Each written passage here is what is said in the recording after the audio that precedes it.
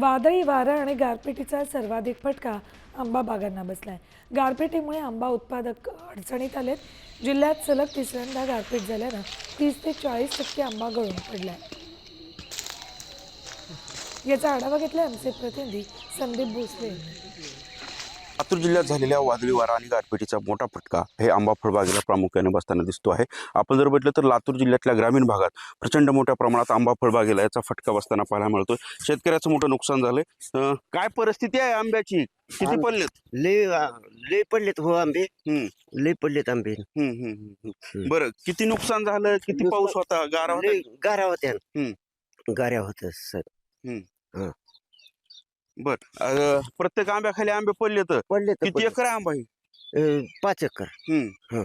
बर, गारा पाऊस होता का? होता. होता पाऊस गारा. रासूळ लुस्कान वारं ते होतं. संदीप भोसले, सामटी न्यूज, लातूर.